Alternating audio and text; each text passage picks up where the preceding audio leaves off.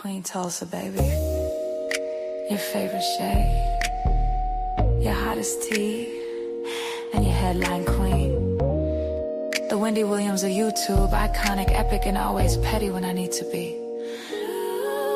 Queen Tulsa, I'm the queen of YouTube. I'm the Wendy Williams of YouTube. Treat me right, I'll treat you right. Treat me wrong, I'll treat you wrong. Hit that like, I don't bite. Hit that like, I promise you'll like. Cameras on, baby, I control the stage. Every headline bends when I set the page. Hot topics burn, I deliver with grace. Shady little smirk while I give you faith. From the gossip rooms to the YouTube fight. Turn petty words into sleepless nights. If I say stops here, then it's all through. No one drops tea like I do. I'm the queen of YouTube. I'm the Wendy Williams of YouTube. Treat me right, I'll treat you right. Treat me wrong, I'll treat you wrong. Hit that like, I don't bite. Hit that like, I promise you'll like. Like and subscribe, let the numbers climb. Serving raw truth with a touch of divine. Breaking news, baby, I say it bold. Every word drips, hotter than gold. Discussing cases, I keep receipts. I'm a boss in heels with the fire and heat. You want the tea, I pour it smooth. I'm Queen Tulsa, baby, I set the mood. Sweet on the lips, but sharp when I speak. Petty when I want, but my shade unique. Iconic, epic, I reign supreme. Queen Tulsa, the boss, I'm the headline queen. Don't get it twisted, baby. You came for the gossip, but you stayed for the queen. I don't chase views, views chase me. Now sip that tea, and don't forget to hit that like. Queen Tulsa, I'm the queen of YouTube. I'm the Wendy Williams of YouTube. Treat me right, I'll treat you right. Treat me wrong, I'll treat you wrong. Hit that like, I don't bite. Hit that like, I promise you like. And remember, if I say it stops here, it stops here. All right, y'all. Yes, we are back, and I'm so excited to be back with you all. We have a great show for you tonight. I've been doing a lot of research, and y'all already know this T.I and Tiny situation with her, Sabrina. Now, Sabrina Peterson, she went in, I want to say years ago, and she let everybody know that, the Harrises aren't kind of what we think they are. She had like a disagreement or a misunderstanding. There was something that happened to where it got violent. And when I say violent, that means, she felt that her life was at stake because he allegedly pulled out a weapon and put it up against her forehead. But listen, let's get into it because the 2026 update you've been waiting for, we're diving deep into the explosive inside secrets behind the Surviving T.I and Tiny saga, from Sabrina Peterson's latest court battle to Shekinah Jo's shocking fallout with the Harris family. We have the full breakdown on what's happening right now.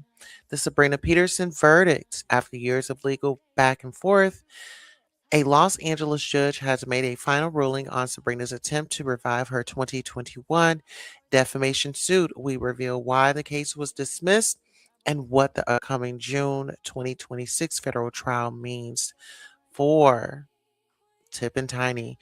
Shekinah Jo speaks out. Shekinah has officially broken her silence on why her friendship with Tiny turned toxic. We're looking at the $96,000 legal fee drama and the betrayal that Shekinah says cost her everything. The 50 cents factor. Why is 50 cents teasing a Surviving T.I and Tiny documentary in March 2026? Well, we're going to analyze the social media war and the Doc for Doc challenge issued by T.I. The truth revealed. Okay, now we're going to break it down, newly leaked details and the evidence being prepared for the courtroom. It is the end of the Harris empire. Is this the end of the Harris empire or just another chapter of extortion claims? Now I want you guys to really take a listen to this. There were claims from MC Shaky that he had given the Harrises $16,000 that has not been since returned. This is all when he was heading down to prison. If you guys do not know MC Shaky, he is a New Orleans like bounce. He's like into like the bounce music and things like that. But we definitely want you to guys to join in the conversation. What do you think about the latest developments? Is Sabrina finally getting her day in court, or is this all a play for clout? Let us know in the comments. Mine is I feel like she should get her day in court. And the reason why I say that is because, a lot of Black women always come out and they tell their stories, and it's like, oh my God, well, when did it happen? How did it happen? Why didn't you leave? Why didn't you do this? And why didn't you do that? Well, listen here, we're going to take it back a little bit, and we're actually going to bring up a video. So if you guys don't mind, give us one moment. We'll be right back.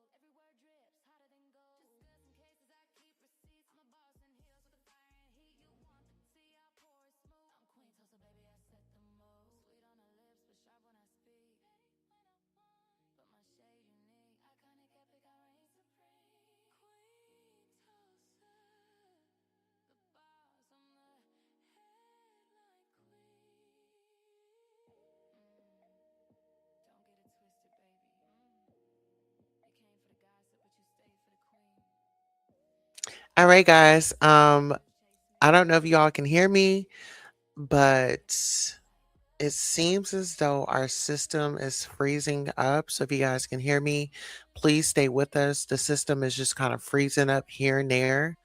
If you can hear me, just please bear with us as we are having some tech issues. Please make sure you like, share, subscribe to the channel. We're actually going to bring up a clip that we need you guys to see. So without further ado, we are waiting for it to upload.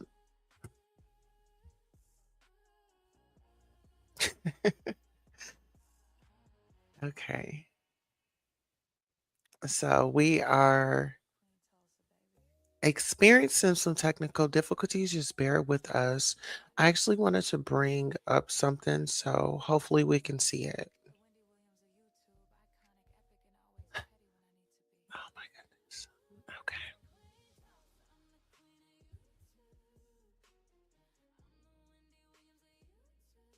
Okay, so all of a sudden it's not coming up. All right, so give us one moment. Let me go ahead and try a different avenue. We try a different avenue. All right. And if you guys are just now coming in, we are covering the Surviving T.I and Tiny. Mm-hmm.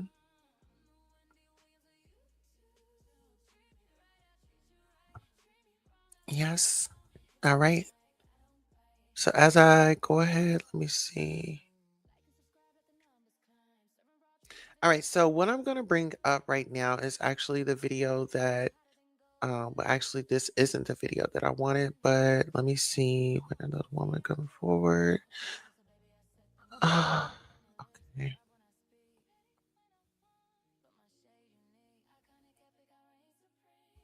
All right. Give me one moment. Y'all, this is a lot right here, but just bear with me. Bear with me. Bear with me. What we're going to do, we're just going to have to go this way.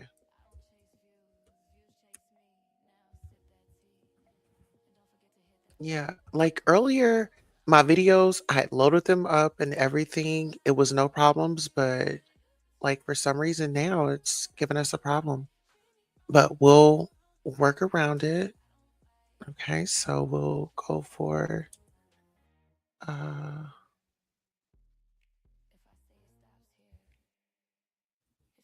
okay guys, give me one moment.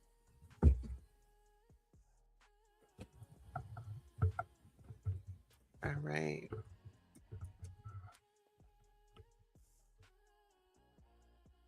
And so what we're doing is we're just going down a rabbit hole of T.I, his behavior, and what he's been doing out here in the streets. He wants to pass, and he thinks he's bigger than the program, to say the least.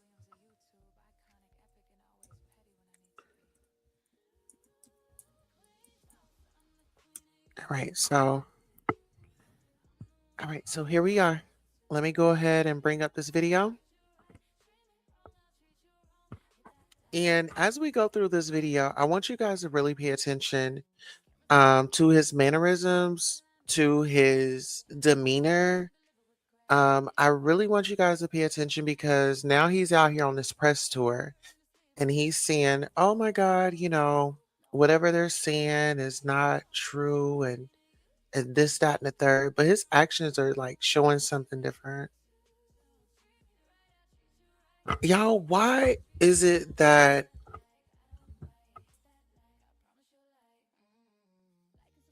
okay?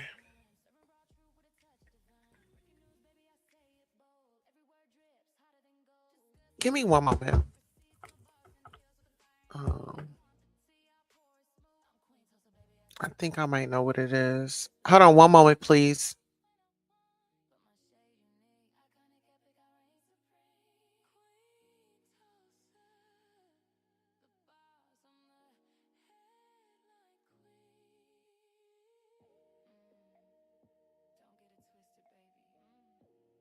You came for the gossip, but you stayed for the queen.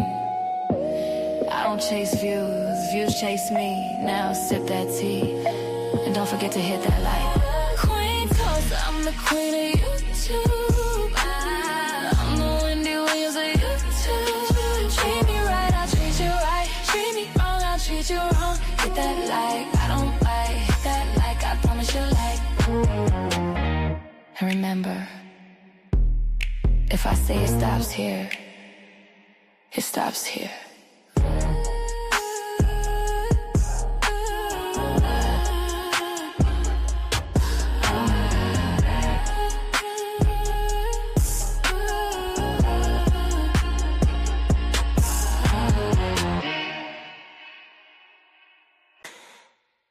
Queen Tulsa, baby. All right, y'all. So we are back. Hopefully you all can hear us very clearly. Like I said, we are about to go ahead and just go ahead and dive into this story that we have, like I said, we've been investigating, right? We're just out here doing our work. We want to give you guys the facts. We don't want to give you anything that's beyond that, right? All right, so give us one moment as we go ahead and pull this up. Okay, so this video is pretty much T.I. Okay, he is being very aggressive. If anybody has a sister, a niece, a cousin, I'm pretty sure you can relate. That you don't want. Oh my goodness.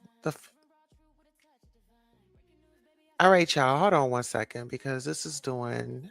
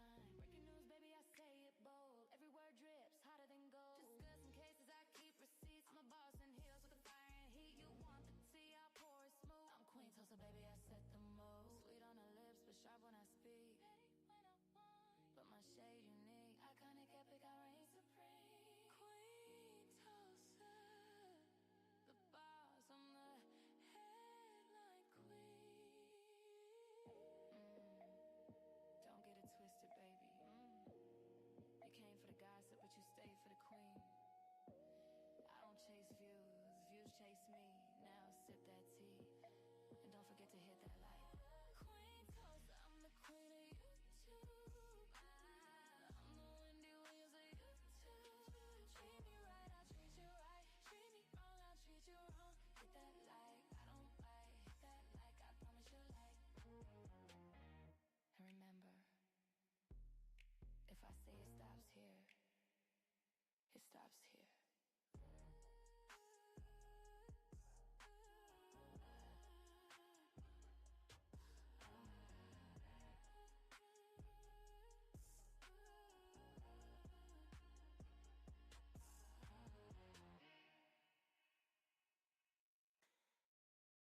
Queen Tulsa, baby. Your favorite shade. Your hottest tea. And your headline queen. The Wendy Williams of YouTube. Iconic, epic, and always petty when I need to be. Queen Tulsa, I'm the queen of YouTube. I'm the Wendy Williams of YouTube. Treat me right, I'll treat you right. Treat me wrong, I'll treat you wrong. Hit that like, I don't bite. Hit that like, I promise you like. Cameras on, baby, I control the stage. Every headline bends when I set the page. Hot topics burn, I deliver with grace. Shady little smirk while I give you fame. From the gossip rooms to the YouTube fight. Turn petty words into sleepless nights. If I say it stops here, then it's all through. No one drops tea like I go. I'm the queen of YouTube. I'm the Wendy Williams of YouTube. Treat me right, I'll treat you right. Treat me wrong, I'll treat you wrong. Hit that like, I don't bite. Y'all confronts a female. Like and subscribe, let the numbers climb. Serving raw truth with a touch of divine. Breaking news, baby, I say it bold. Every word drips hotter than gold. Discussing cases, I keep receipts. I'm a boss in heels with the fire and heat. You want the tea, I pour it smooth. I'm Queen Tulsa, baby, I set the mold. Sweet on the lips, but sharp when I speak. But my shade unique. For him, there is no charge. I don't want to hear none of that. Don't.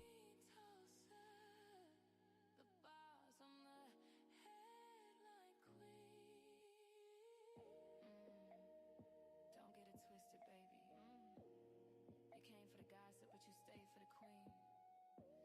I don't chase views, views chase me. Now sip that tea, and don't forget to hit that like. Queen Tulsa, I'm the queen of YouTube. All right, guys, we are here. Sorry about the delay, but we're here. Okay, give me one moment. Let me go ahead and bring this on up. If I say it stops here, it stops. Okay. Hopefully you all can see it. That is definitely T.I. Okay. All right, so let's go ahead and take a listen.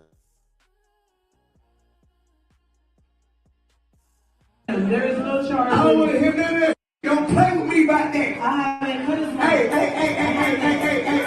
Don't play with me about that. I'm not. But one thing I am is a comedian. I'm not playing with you. See, now you're getting misunderstood. This is not a rap battle. This is not that. This is a mother comedy show. And be clear, if I want to make jokes about something, I'll make jokes about something. Absolutely. And no, you're not going to tell me to shut the f up at my. This is my. Be very clear. This is my. No way. Get it back.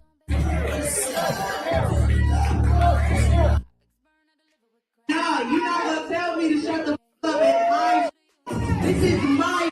Be very clear. This is my. No way. Get it back.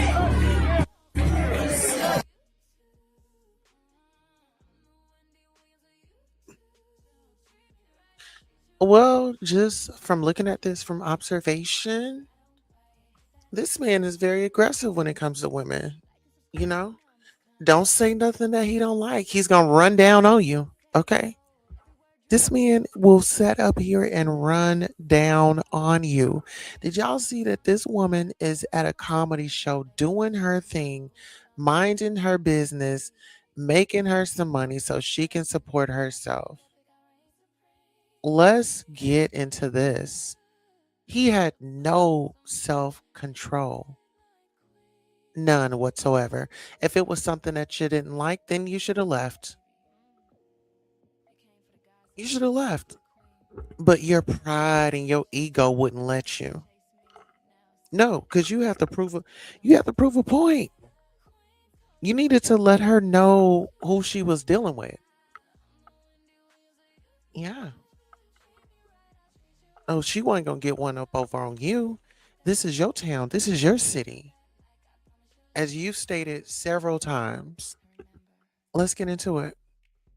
There is no charge. I don't want to hear none of that. Don't play with me about that. I haven't put his Hey. Don't play with me about that. I'm not. But one thing I am is a comedian. I'm not playing with you. See, now you're getting misunderstood. This is not a rap battle. This is not that. This is a mother comedy show. And be clear, if I want to make jokes about something, I'll make jokes about And it. that's clear. This is a comedy show. This is not a rap battle. And then he invites himself on stage. Then he wants to greet her with a hug. Like she said, come on up here and let's talk it out. No, he made his way up there. We have security standing around. As you can see, this is a big security guy right here. He looked like he can handle T.I to me. Why did nobody go and stop T.I before he went on stage? Now you done violated her personal space. You violated her personal space. Then you get up there, you hug her. You put your mic down because you didn't want the people to hear it. So you decided to come put your mic down, hit the stage, hug her, and whisper derogatory things in her ear, telling her to shut the F up. He approaches her. He never had an invite. You invaded her personal space. Why didn't you go home? Now I see where King gets it from. King is very cocky. King is very rebellious. Just like T.I.'s being rebellious to the laws and the rules. He's being rebellious against the comedy show. This is a comedy show. Instead of you trying to be the star of the show, you should have sat way in the back. That's it. That's all. If I want to make jokes about something, I'll make jokes about something. Absolutely. And no, you're not going to tell me to shut the up at my. This is my. As you see, she still has her hand on that mic. He's saying, shut the F up. You're not going to tell me to shut the F up at my show. She still got the mic. And guess what? Because she's still going to talk in that mic and he don't want them to know what he's saying, now he's going to strike. Be very clear. This is my. No way. Get it back. You see how he just snatched the mic out of her hand? His string to his pants are hanging way down. What happened? What's going on? Why are you so discombobulated? Who are you to walk into somebody's job and snatch the mic from them?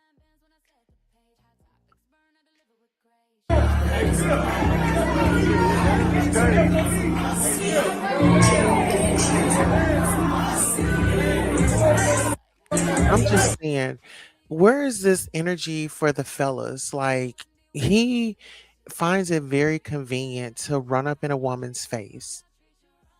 I mean, come on. He is not like that with men.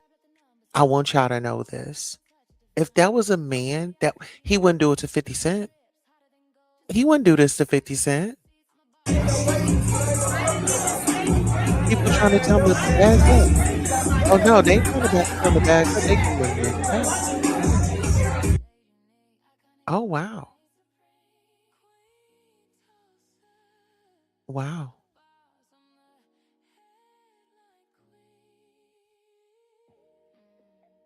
Mm. Well, let's get into this. Um, I felt that it was very inappropriate. He did not have to go up on that stage. He did not have to be aggressive with her. But that's T.I., you know? And from the way that Sabrina describes him is, he can be very dangerous. You know what I'm saying? Now you got Sabrina um, versus the Harrises, but then you also have Shekinah, and Shekinah she played a big role in this as well.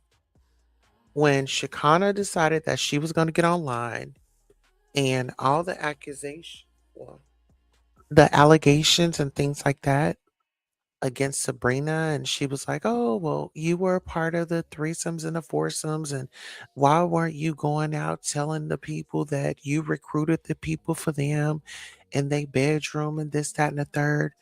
Well, I thought you didn't know anything. I thought none of this was discussed with you.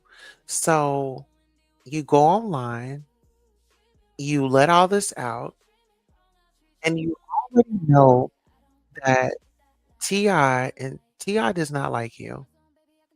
When Shekinah would show up to the kid's birthday party, all her friends would be there, but they would tell Shekinah that she couldn't stay. She had to go home. And she said that, he was, well, she pretty much said that Tiny was, oh,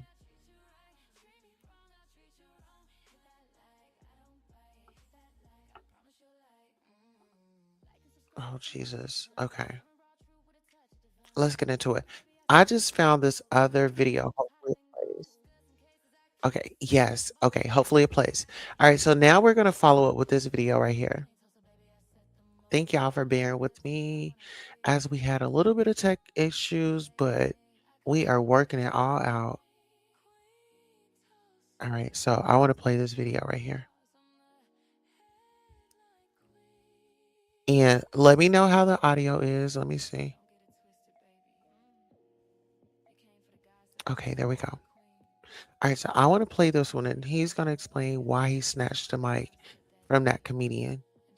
Because this is inaccurately. First of all, she's a woman. Excuse me. First of all, she's a woman. And why would you go up on that stage like that and snatch that microphone out of her hand in the first place? But let's see if he has a reasonable excuse to give us to why he, as a man, walked up on a woman and snatched the mic. Challenging my character. Every opportunity to show me how I was wrong. But that's what I felt.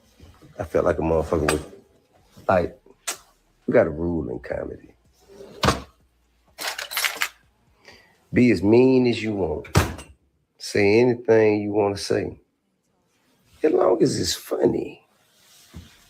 If the shit ain't funny, man, and you don't get no laughs,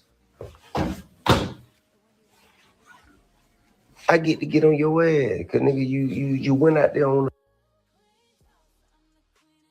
the limb and the shit didn't work. So now what you gonna do, bro? You are held accountable. What the fuck you gonna do? You went out there, the shit didn't work, and now what? Man, I'm on your ass, bro. You ain't finna get on my top. You ain't finna play with my top and my face. You crazy as hell. You know, in here. However, I'm not gonna handle it. I ain't gonna go to the extreme. Regardless, I will deny myself of my desire of going to the extreme. So, I mean, what? You wanted to just lay hands on her? Because you got up in her personal space. And if that was just the surface, I wouldn't want to know what would have been next.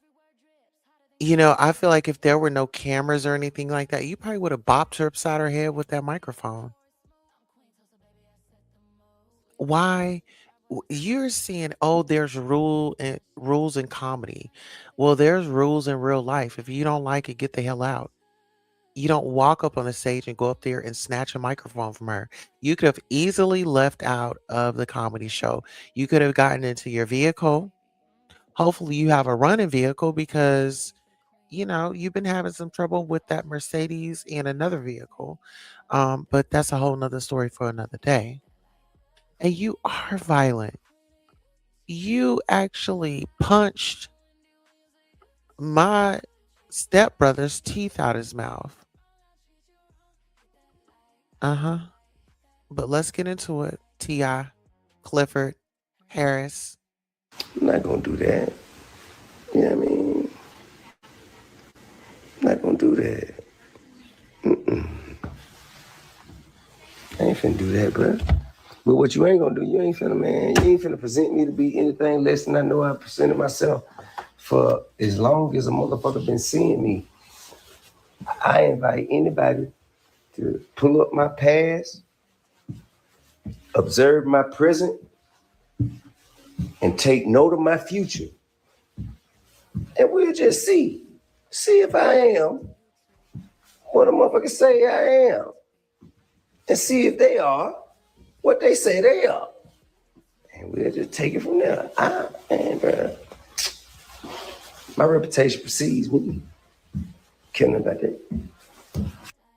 Absolutely. I'm glad that he brought his reputation up because your reputation includes you being in and out of jail, you not really raising your children, and Precious, rest her soul, she had to teach the kids how to read. She had to, step in and be the nanny and all that. Because let's just be honest. You do the most. You do the most. You don't even have to do the most. You should have just sat down and ate your food. For heaven's sakes, your son is out here. You done made a whole public statement years ago. Oh, thank God King ain't in prison. Well, why would a parent even say that about their child if their child isn't going down the same road as if they didn't learn anything outside of what their daddy life was? And y'all broadcast it like it's just something to brag about. Oh, because he went down to prison. Oh, that makes him a big old strong hard man. That really makes him a man, that he has to take away years out of his life to be behind bars in a small setting to get some stabilization, get a routine. And then they get up in prison and be besties with the fellas. Being there cooking on the grill. Y'all can get along in there. Why y'all can't get along out here? Let's go. But I ain't mad. I'm not upset. And I didn't present myself as being upset. Here you go, sweetheart. There you are. Thank you, babe. You're so very welcome. Anything else, darling? You didn't put the A1 sauce on there? I didn't. Okay, I'll bring you the A1 sauce. Would you like? That's it, babe. Okay. What's that on the side? It's Brussels sprouts. You don't want Brussels sprout? You don't? Remember I told you to make me burp. I know it, but you don't. Can I help you with anything else, please? Oh, gee. Why you trying to? Baby, he is really putting on for the cameras. When the camera's rolling, oh, he's the best man. He's not talking to Tiny like that. Remember when he cheated on her? Okay. And he was flaunting Bernice around? Mm. A king wouldn't do that.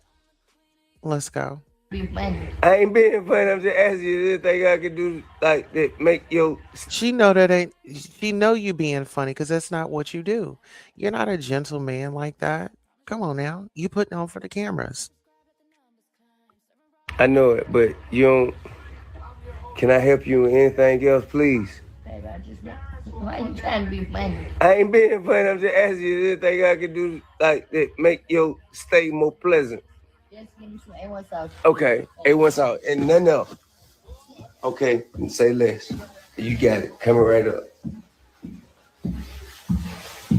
Whew. So, my nigga, I ain't mad. I ain't upset. Like, but you don't understand. I done already had the problem out of her. Back when I first, But see, this is the thing. That's someone's daughter, that's someone's sister, that's someone's cousin. You would not like it if somebody went up to one of your daughters at their shows and decided that they were going to take over the mic and that they were going to do their thing with the mic and be aggressive with your daughter.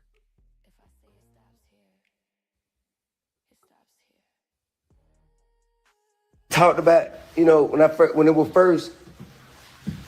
it first became known that I was a comedian, or I'm not a comedian, but when it first became known that I was doing comedy, she went up, got on stage, and was talking about some shit about allegations then. You hear me? And I ain't say nothing to her, but some people who did say something to her, like, they were just on some bird. Why you tripping? Like, what? Like, why is you saying shit like that, right? Like, if you funny, like, for one, my nigga, ain't all that allegation shit, nigga. I ain't never raped nobody. I ain't never did none of that shit, nigga. I ain't that kind of nigga, bro. Dungeons, bitches in my dungeons. You telling me I'm keeping somebody beyond their will? I'm holding somebody. Who want to leave this? That what bro, stop. Look, hey, so with all that being said, all I'm saying is, so she said all that shit, right? And I kept it smooth, bro. Mind you, it's a whole fucking confession from a politician. Felicia Moore has confessed to the whole plot of all this. And ain't none of y'all talking about this. Ain't nobody saying, hey, Felicia Moore already confessed to saying what she said was on TMZ, mind you. Google it. Felicia Moore, after she lost the mayoral election, she blamed me, Killer Mike, and Isaac Hayes III. She blamed us. And guess what? What she said was, T.I. should have got out of politics and he should have learned his lesson by now, because last time he said something against me, that's what got him into it with all them allegations.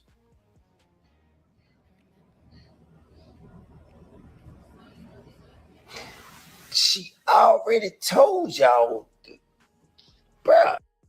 She done already told you what the play was. Why in the hell are we still going with this? Why are we still even talking about this? Because you know why? Because your ass ain't funny. You can't think of nothing else funny to say. You can't think of nothing funny to say. So now let me reach down into the goddamn source and pull out some bullshit. Let me hit that. Nope, I ain't going for it. Pull your ass right on up. Hey, come on. Pull your ass over. That shit wasn't funny. And now you got an answer to it. Period. Shit wasn't funny, man. Shit wasn't funny. Shit ain't true. So now you gotta deal with it. Gotta deal with it, bro. I ain't picking on you. I don't care nothing about you. I care not. Look at me. Do you think I'm giving a fuck about you? I ain't giving no fuck about you, man. At all. What I care about is you playing on my top. You finna play on my top in my fucking face about some shit that ain't true and some shit that's made up, some make-believe ass shit. Bitch, you try. Pardon me. I apologize. It's not what I meant to say. It's not how I meant to address you. I apologize. Immediately, I apologize. That ain't where I'm at with it. Hey, baby, you ain't got dressed yet? What? Where's your clothes? Get some clothes on you, girl. What is wrong with you? Here, don't waste this on my. Hey. Don't waste this on my bed. Take it. Take it? Yeah. You mean I just brought you the A1 sauce? Man, the fish is too thick and it ain't cooked enough. I told you, well done, baby. You must have dropped mine. Thank you, though. I love you. You don't love them. Listen, I told y'all this was all for show. He was being so nice to her and this, that, and the third. No. You so mad that you couldn't even cook her steak all the way through. You was so in your feelings. See, that's why I say do not cook when you're upset. If you cook when you're upset, it's not going to turn out good. Anywho, let's go.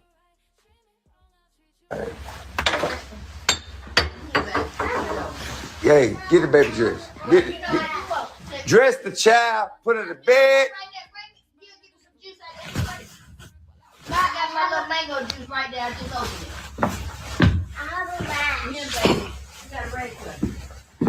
If I'm gonna take some shit, ain't gonna be from nobody but them. Ain't gonna be. If I'm gonna take some shit, only motherfucker I'm gonna take some shit from, they gonna be them. I ain't taking no shit from nobody out there in the world, man. I ain't taking no shit from no outsider, man. I don't do that. I ain't doing that. I ain't doing that at all. Man, you gotta deal with me accordingly, man. I ain't taking no shit from nobody but them. That's it. Yeah. Thank you, baby. Yeah.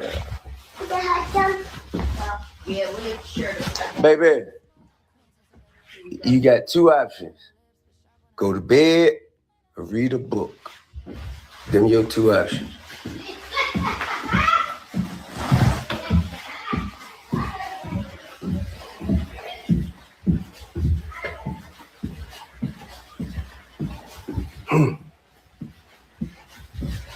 Man.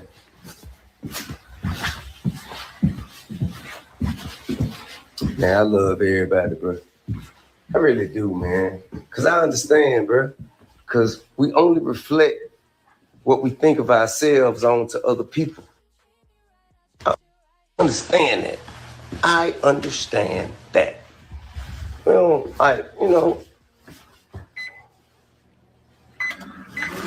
we ain't really trying to insult nobody. Very rarely is what people say about you. Most of the time, what people say about you is a reflection of how they feel about them. So I understand, man. You don't feel good about yourself. And something happened to where I did.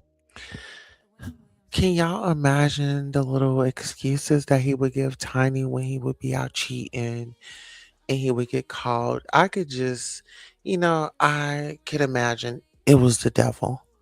He's been trying to be a changed man. He's working on himself. Don't want to go back to the past and sit up and do this and go right back out there and cheat. Listen, but when you open up that Pandora's box, that's what happens. But when you have money and you don't go to a therapist and you want to stick to, I got this, can't nobody tell me nothing. I come from the school of hard knocks. I know it all. I don't need no professional trying to tell me about my life. It's not about them telling you about your life.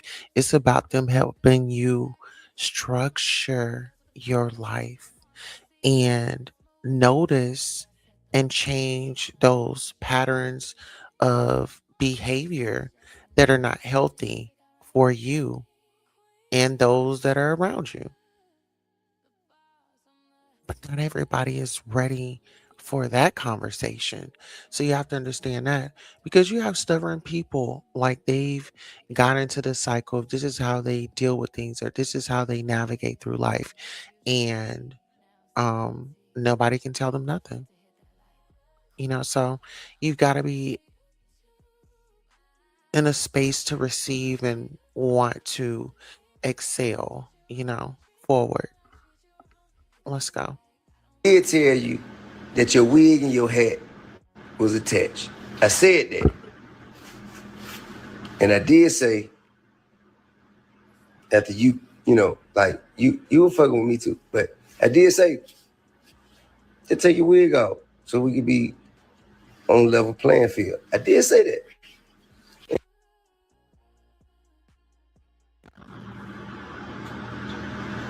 And you ain't had nothing else to say.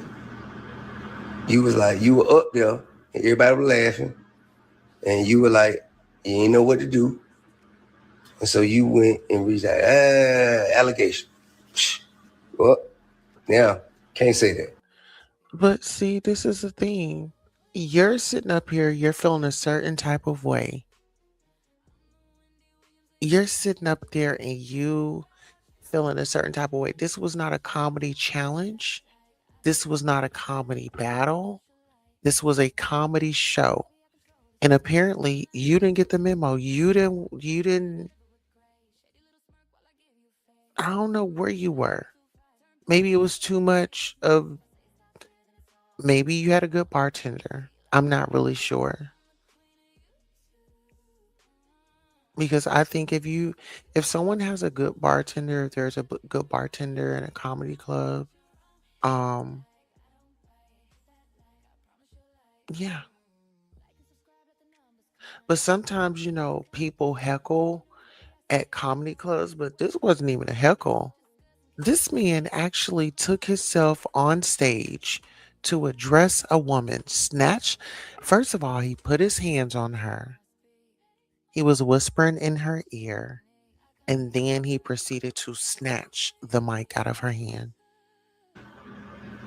Can't say that. Because that's not true. It is true, however, that your wig could potentially be attached to your hat. Now, when I repeatedly asked you to take the wig off, you may have felt a certain way. And I get that. That don't give you the right to say negative shit about me that wasn't true. But what if somebody comes up to his wife and tell her to take off her wig? What if somebody goes up to Tiny and tell her to take off her wig? He's going to be ready to bust it open. He's going to be ready to let it off. Rounds. He's going to feel you violated, but he can come out here and violate everybody else. Let's go. I said negative shit about you that was true. You see what I'm saying? You see where the shit got twisted? Never called you out your name. Never called you a bitch. You give me a video where I called you a bitch, I give you $1 million. Where I call you a bitch at? Where did I call you a bitch? I never called you no bitch. And if you do try and concoct the video with me calling you a bitch, I'm not giving you $1 million. Now, how about that? But I know I ain't call you no bitch. Simply because that ain't how I get down, bro. I don't get down like that. And if I had called you a bitch, why would you sit next to me and say, hey, follow me on Instagram? Look, I ain't got no problem with you, bro. I ain't got no problem with you. I just, look, bro, keep my name out the fuck shit, bro. That's all I want from anybody. Keep my name out the fuck shit. Just keep my name out the fuck shit. I know you want to use this as your moment, and use it. Use it. Because I come in comedy to help everybody in comedy. I ain't in this shit for me. I come to help everybody in this shit. So if this shit can help you, use it. But don't goddamn use it to the point where you telling lies on me. Don't use it to the point where you telling lies on me. Nigga, use the truth. Use your talent. Use your talent, bruh. Don't fuck with me. Nigga, cause I'm with the A. Beware. Excuse me. I'm hungry. Baby, you hungry now? Right now? What you want, baby? Are you tired? Not too tired for you. What you want? Cause I'll leave you alone if you're tired. No. Hey, look, man. Ain't never a time where I'm too. Here's some macaroni. Wee! Okay. Wee! Macaroni? Yes. All right, let's do it.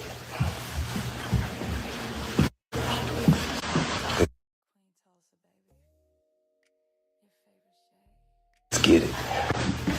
Macaroni it is.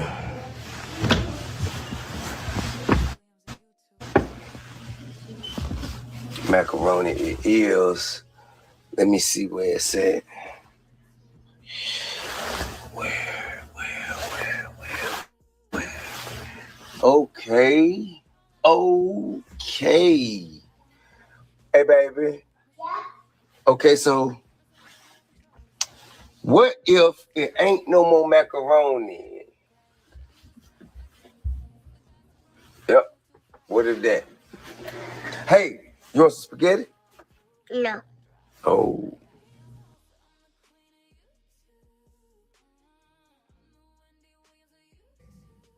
Everyone can be seated. Since we have a full courtroom this morning, I want to repeat and reiterate what the deputies have told the audience today. No outbursts will be tolerated. No showing of emotion from the gallery will be tolerated. No noises, coughing, and gasping. Any type of talking. You've already been told to turn your cell phones off. Not only can you be put out of the courtroom, but if you cause a big disturbance, you can be held in contempt of court and be locked up for each contempt for up to 30 days in jail starting today. So, and as I said before, the audience has been really good, but I'd just like to give a fair warning of what will happen if you're not good. Did the jury have any problems last night? Is everybody fine? All right, and the next witness for the state is? Judge, it will be Clifford Harris, and I think he's on his way from the second floor right now. All right, you can come right here to the witness stand. Clifford Harris, having been first duly sworn, was examined and testified as follows. Can you please tell everybody your name, your first and last name? Clifford Harris. And what's your occupation, Mr. Harris? Entertainer, entrepreneur. And do you have a nickname at all? T.I. And do you also go by T.I.? I do. And if you can let the jury, in your own words, Mr. Harris, know some of the current things you have going on in the entertainment or entrepreneurial area. Music, movie, clothing line. Okay. Construction company, nightclub. Do you have any songs that are currently hit songs? One or two. What are the names of those songs? Whatever You Like, Live Your Life, Swagger Like Us. And did you do a song with Rihanna as well? Yeah, Live Your Life. And you've performed at different award shows, is that correct? I do. Would it be fair to say also, Mr. Harris, that you have a prior felony conviction, is that correct? That would be a fair assumption. And you currently are awaiting sentence for another felony? Yes. And would that be a weapon charge? Yeah, possession of a firearm by a convicted felon. And you have an attorney on that, and you're awaiting sentencing in the federal system, is that correct? Correct. I'm going to go back to your spring of 2006 tour. Okay. And could you tell us about how that was set up and who was involved in it? How it was set up, I don't know the promoter that set it up, but who was involved? Me, Young Jock, and the performers. Our usual team around us, road managers, DJs, we had the same team that works around us all the time. Would it be like a normal tour of an entertainment group that you go from city to city and perform in different cities, move on to the next city and so forth? Well, of course, it would depend on what you consider normal, but for me, it's normal. Okay, and was there a black tour van that you all were riding in, or some of you were riding in from city to city? I mean, there was a black van, but I don't know if we were riding. I'm quite sure we weren't riding in that van from city to city. Okay. We were either taking flights or had a bus, and we were probably just riding to get, once we get to a city, we'll use vans to get around to where we need to go. If you could let the jury know, Mr. Harris, to the best of your recollection, who were some of the people, the names of the people that you were involved with in terms of security, road manager, promoters, that type of thing, that were with you back in May of 2006? Security-wise, it was Ron Housley, and he hired a couple of guys. I think one of them was Mason. I know you referred to him as Green. I don't know the other guy's name. The driver, Bruce. Road manager, Clay Evans. My DJ Drama. Hype man, Doug. Let's see. And was Falant Johnson with you also? Absolutely. Big Phil was my assistant and best friend. Could you describe Falant Johnson to the jury, how you first met him and what his role was with your tour, and basically describe Mr. Johnson? Well, how I met him, Phil's mom and my mom were very close friends. Phil's cousin and my uncles were very close friends. We were born the same year, so we grew up together. What town did you grow up in? Atlanta, Georgia. So you and Phil were like childhood friends? Yeah. It was my oldest living friend. We knew each other since 2 years old at least. And then would he travel with you then when you'd perform? All the time, yes. And what would his role be with your tour? He was my assistant. He basically woke me up in the morning, made sure I had everything I needed, had my clothes packed, and, make sure we get to the airport on time. Basically check everybody in the airport, check everybody in the hotels, just basically make sure we have everything we need.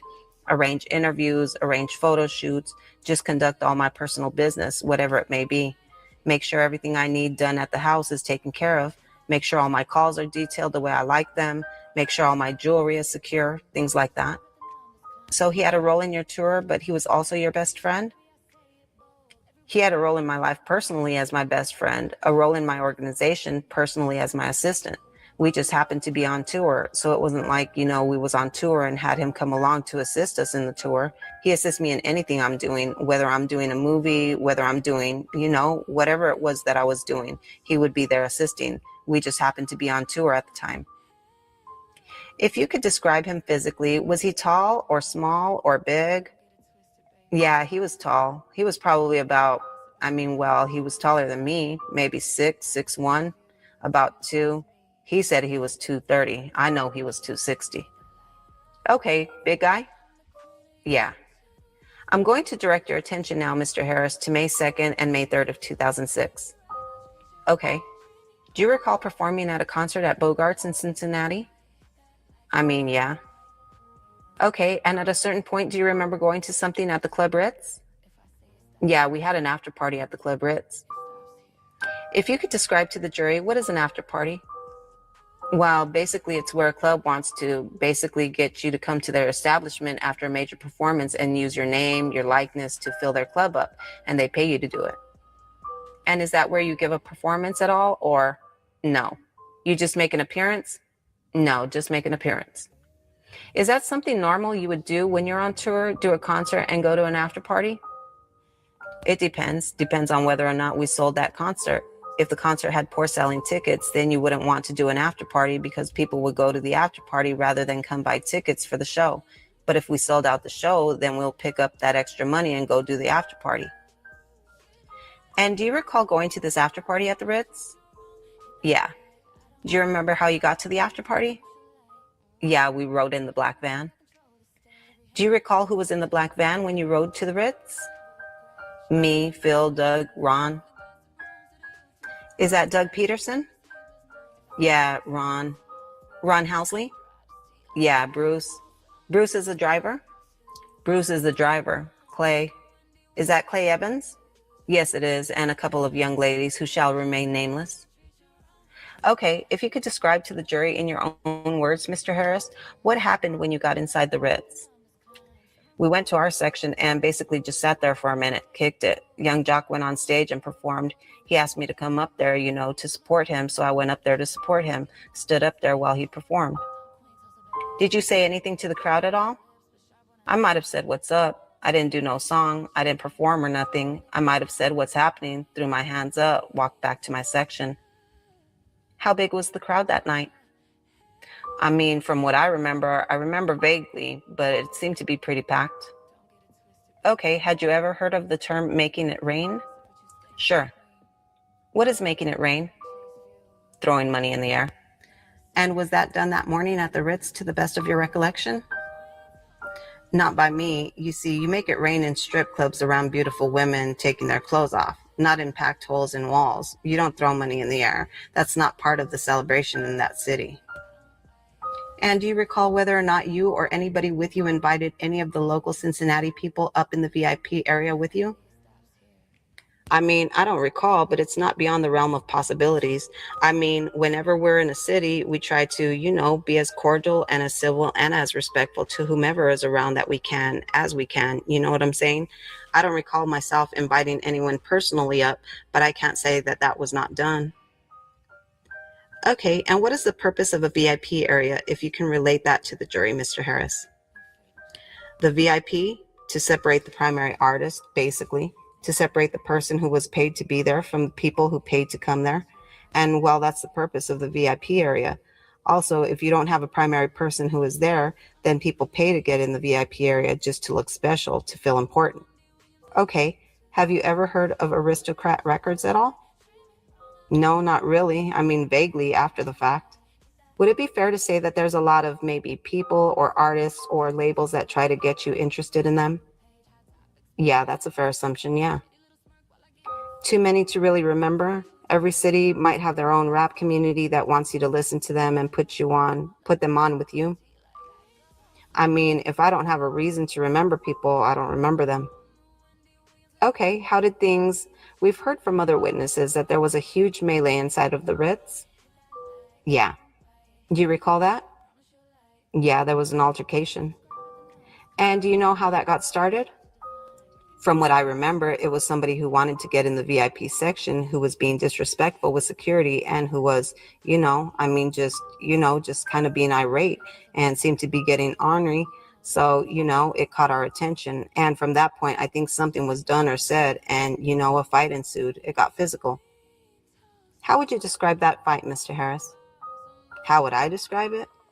Yes, as it progressed. Violent. Okay. I mean, I don't know. It consisted of maybe 5 or 6 people at first, and then it consisted of maybe 15, 20, and then it consisted of maybe 30 at one time. What did you do or your team do as everything escalated inside the Ritz? As everything escalated, I mean, we make sure all of us, first of all, we had to get the situation to a point where, everything was resolved and subdued. So after no one was fighting anymore, we was like, okay, now it's time to go. So when we start making our way toward the door, another fight ensued. And, at this point, everybody's fighting. You don't know who is where, and you're basically looking around trying to find everybody who was with you so you can leave. Did you get grabbed at all, if you recall? Yeah, I got grabbed by security. That was the problem that I had. I was telling security, let me go, I'm straight. You need to go deal with this. So we had that conversation for a minute. And then when we handled that and we got into another door and left out the club. When you told the jury a minute ago, Mr. Harris, that you were trying to say, I'm straight, go deal with that. Yes. Can you describe what you mean by that? Well, every time a fight ensues in a club and you have an artist, you have the security that came with the artist. Then you have the security at the club. And the security at the club, for the most part, most times are trying to impress the artists. So they're trying to overly protect the artist instead of dealing with the situation at hand at the club. So I'm telling them, you don't need to worry about me. I'm cool. You need to go resolve this situation. Okay, did you finally leave then? Yeah, we left. Which van did you get into? The black van. Do you recall who got back into the black van, Mr. Harris? The same people who rode with us. Where were you seated in the black van when you left? In the back seat on the bench. And do you recall where everybody else was seated? Volant was right in front of me, if I recall correctly. Would that be a captain's chair? Yes. Would that have been on the driver's side or the passenger side? Driver's side. Okay, and who was driving? Bruce.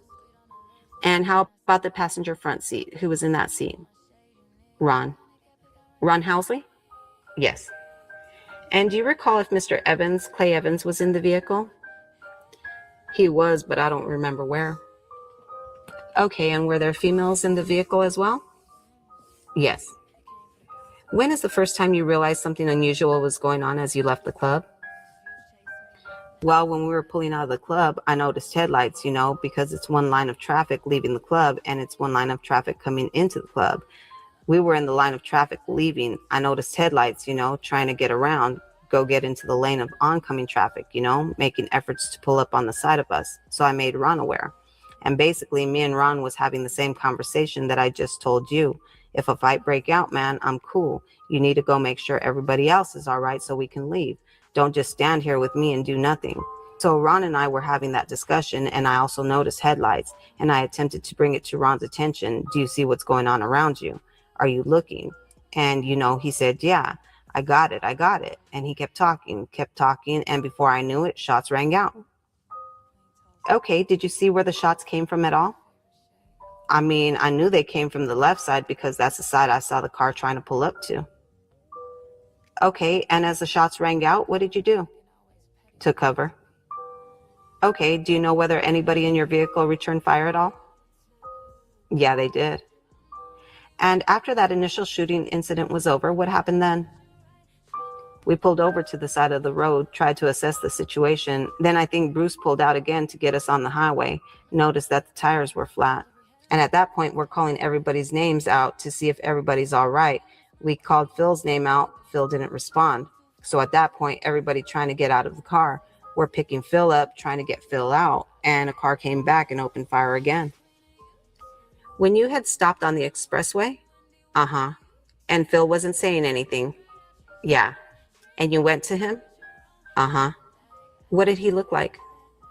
Lifeless. Is it at that point after that second series of shots rang out? Yeah, yes. Can you describe that for the jury, where those came from? You mean a vehicle, or I don't know. Honestly, I didn't see what vehicle, what shots came from, nothing like that. As I was getting Phil out of the car, I just know, shots rang out again. I believe it was again. I'm sure that it was again on the left side. Okay, what did you all do as the second series of shots rang out? I mean, at this point, we were still trying to maneuver to get Phil out, We didn't really, nobody really took full cover at that point because we were more concerned about him. And if you could describe to the jury, Mr. Harris, then what happened next at the scene? We finally made a way to get Phil out. Another van that was with us pulled up on us. We finally get Phil out of the black van into the other van the other passengers were in. Was that another van that was with your tour? Yes. Do you remember what color that was? It was lighter. It was light. I don't know if it was silver or if it was white. It was light. And what happened with you all in the white van then, or silver van? What happened? We get Phil in there and shots rang out again. Do you know if those shots hit anything? Yeah, they hit the white. The light colored van? The light colored van, yeah. Where did that van go then? When we started, we made our way to go to the hospital, but then I believe the police or the ambulance or whatever pulled us over. Yeah, police pulled us over, and then we told them the issue, and they called the ambulance. Were you hit at all? No. Were you injured at all by any glass or anything? No. I'm going to show you, if I can, a couple exhibits. States Exhibits 34K. Uh-huh. Do you recognize who that is? How did Fallant's family find out about his death? I told them. And who did his family consist of? I told his cousins first. Well, no, I called his mom first. Then I told his cousin. And then when I got to Atlanta, I went to his dad's house. I told his daddy. I told his little girl. I told all his family, everybody. I did. How old was his little girl? His daughter was 4 years old at the time. 5 years old at the time. And how did you tell his daughter that her father was dead? I told her daddy's gone and he's in a better place and he won't be coming back. And I told her how much I loved her. And how did you tell his mom that her son was gone? Well, first I apologized. I apologized because, I felt that, all of those rounds were fired for me, in my opinion. So I apologized to her at first. And then I told her what happened to the best of my knowledge. And, I didn't get to really say much after that. There wasn't much else to say. How did she and his daughter do after you told them the news? Well, surprisingly, his daughter was very strong. His mom, not so much. His mom was hysterical. She was hysterical, distraught. His pops, too. His grandma, his aunts, his cousins, all of them. That's all, Judge. Thank you. All right. Thank you, Mr. Teeger. Mr. Isley, do you have any questions for Mr. Harris? Yes, I do, Judge. All right. Good morning. How are you doing? Fine. How old are you, Mr. Harris? 28 years old. 28. You would have been 26 in 2006? Yes. When this happened? Now, you talk a little bit about the club arrangements and the setup. Did part of the arrangements include that your advanced people make arrangements for certain liquor for you and the people that travel with you? Well, yes, of course it does. They put whatever we request in our section and have it waiting for us when we get there.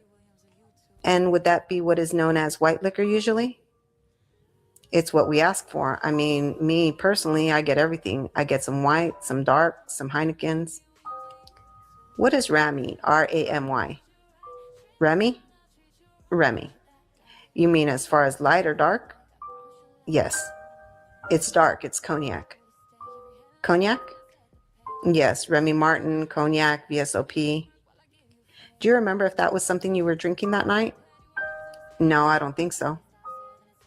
Okay, do you remember that other patrons at the Club Ritz that night were complaining that there was no liquor left for them?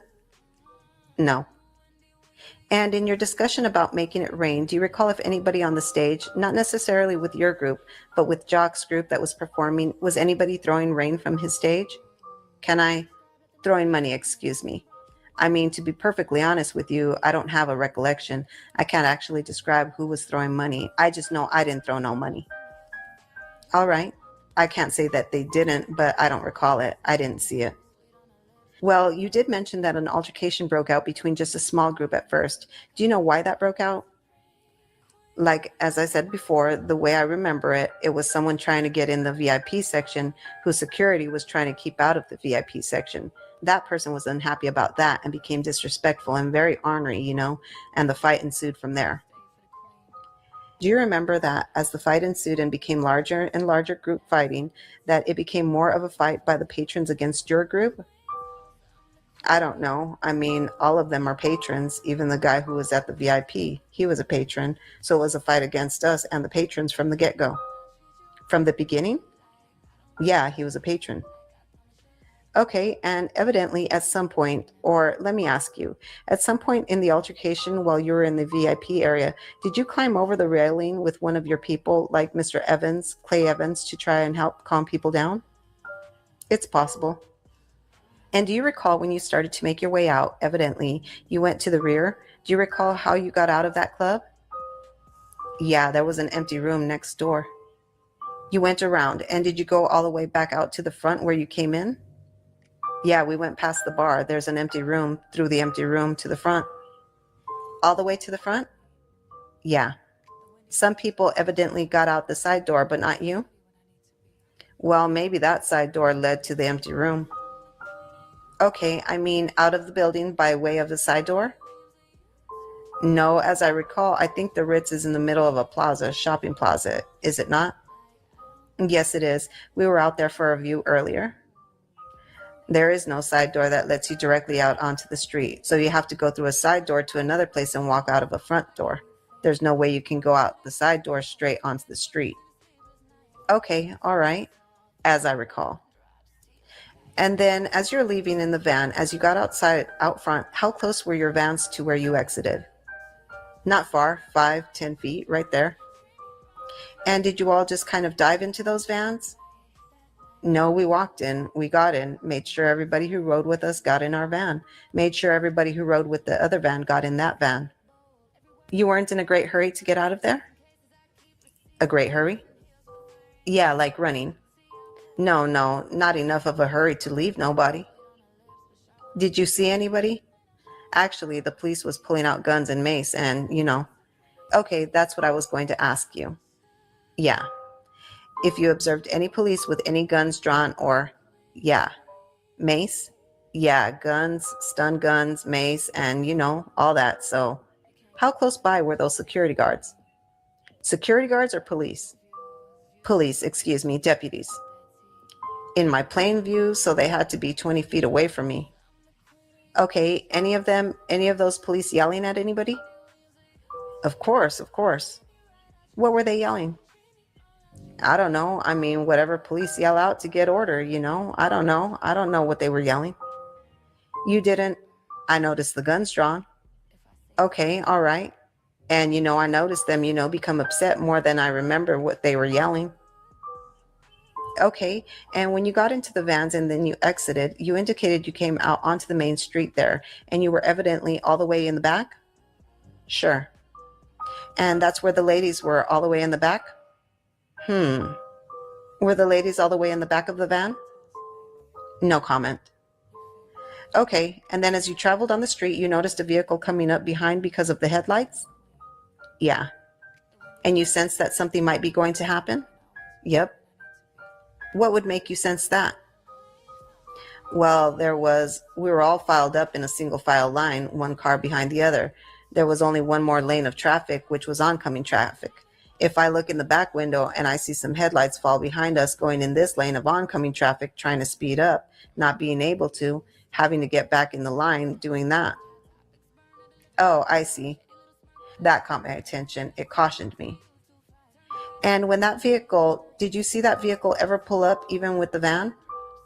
I cannot say that this is the same vehicle that pulled up on the side of us. I can only assume. I can't say that the same vehicle that was in and out of traffic was the same vehicle that pulled up on the side of us. Do you know from your perspective in the van, if a vehicle had pulled up alongside of your black van, would that vehicle have been in the same direction of traffic as you? Yes, it was in the same direction of traffic as me. Okay, they wouldn't have been across the center line? No, the thing was, while we were trying to exit the club, it was one lane of traffic going out, one lane of traffic going in as we were trying to exit the club. That's when I saw the car swerve. Once we made a right onto the main street, it was two lanes of the same traffic. Okay, so at that point, that vehicle, if it is the same vehicle, had an opportunity to get on the side of us. Okay, now when the shooting starts, and at some point your tires, I guess, are shot out on the black van? Yes. Do you recall that? Did you stop right then? Did the van stop or did you keep going? It pulled over. It pulled over? It pulled over for a second and then pulled off again. And kept rolling? Yes. And then it rolled evidently down the ramp and onto the interstate? Okay. Do you recall that or maybe you don't? On the interstate, I don't know if it was down a ramp, up a ramp. All right, and then you described how you were trying to move Mr. Johnson from the black van into the white van along with some others.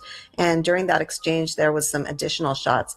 After you took off in the white van and got going, there was some additional shots? Excuse me? After you had made the exchange of the people from the black van, yes, to the white van, yes, some shots rang out again? Yes. And then the white van pulled away with you and Mr. Johnson in it?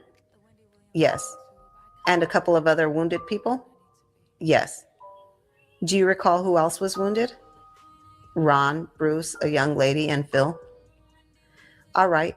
And as the white van then proceeded down the highway, you took on shots again? The white van got shot? No, the white van only got shot at once. Once, but it took out the back window of the white van? Yes. Okay, and when the police came upon the white van and stopped the white van, you all got out to talk to the police? Well, they asked everybody to get out, yeah. Did some people crawl out of the back window to get out of that van? I don't recall. How did you get out? I got out through the side door. Okay, have you been in a situation like this before with a shootout? Yeah. At a concert tour? Oh, no, not a concert. Not a concert. I was before I started doing concerts. Before you started doing concerts? Yeah. What type of a shootout would you have been in before a concert? What type? Yeah. The type where two sides of people are shooting at each other. Okay, all right. You mentioned you did have a prior felony as well as this most recent charge. What is your prior felony? Possession of crack cocaine with intent to distribute. Okay, and your current charge you're awaiting sentencing on? Yes. And what offense is that? Possession of a firearm by a convicted felon. Okay, what type of firearm? Machine guns. Machine guns? Yes. And part of your agreement on that plea is that you're going to go to prison? Yes. And in that tune, and I'm probably going to mess this up, but one of your tunes you mentioned, live your life however you want to, live your life. No, it's live your life. I don't know about the however you want to part. Okay, how does it go? What's the lyric? You help me. What is the lyric? Which one? Live your life. What's next? I know you're chasing that paper, but live your life. No time for haters. Just live your life. No telling where it will take you. Just live your life. Okay, do you go through different subjects with that, like women, jobs, and money? Live your life? Yeah, I'm sure I probably do. Forgive me for being amused. Okay, well, forgive me. I don't know all the words. Okay. If I can just have a minute, Your Honor. Mr. Harris, with respect to the current felony charge, which you described as a machine gun possession? Uh-huh. I said, uh-huh. Okay, did that also include silencers? Yes, it did. For pistols and things? Yes, it did. Okay, thank you.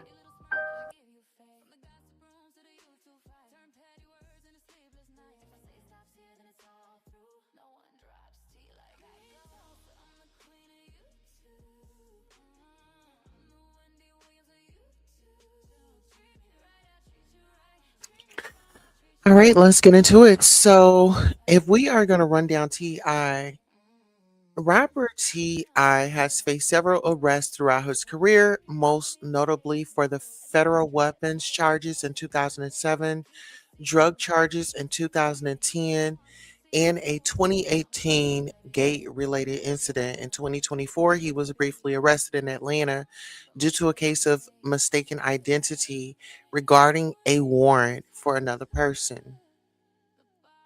Now, I don't know if you all remember that, but in August of 2024, he was taken into custody at Hartsfield Jackson International Airport in Atlanta on a warrant from Baltimore meant for a different Clifford Harris.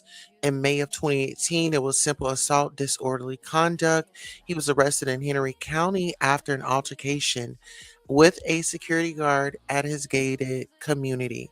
In September 2010, he has some drug charges. He was arrested in Los Angeles with his wife, Tamika Tiny Harris, for possession of a controlled substance, leading to a probation violation and 11 months in prison.